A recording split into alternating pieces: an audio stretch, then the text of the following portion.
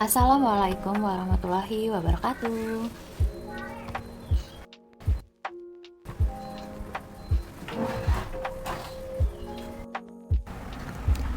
Hari ini kita akan belajar salah satu masalah dalam perekonomian dan sikap dalam menghadapi masalah ekonomi.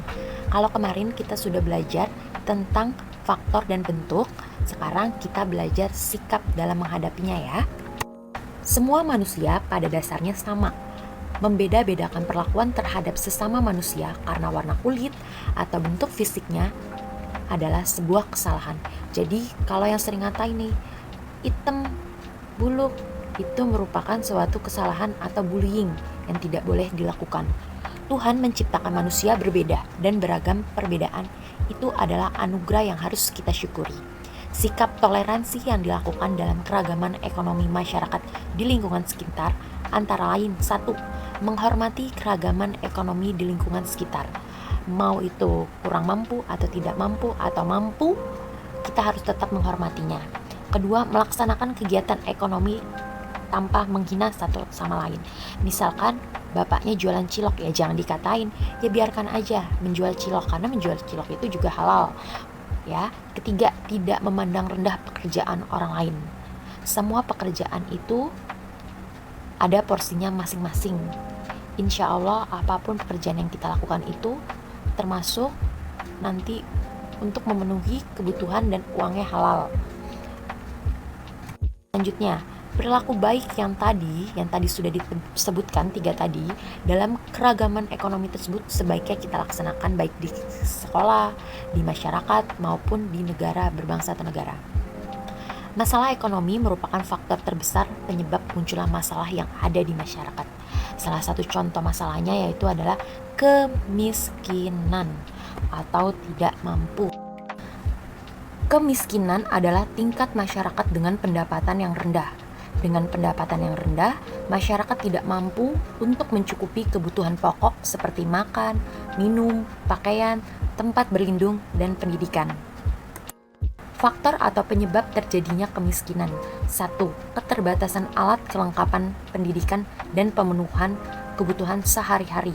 Kedua, bangkrut atau musibah seperti kebakaran atau banjir yang menyebabkan hartanya hilang. Ketiga, perilaku manusia yang konsumtif, yaitu yang senang sekali belanja. Keempat, mementingkan gengsi daripada kebutuhan.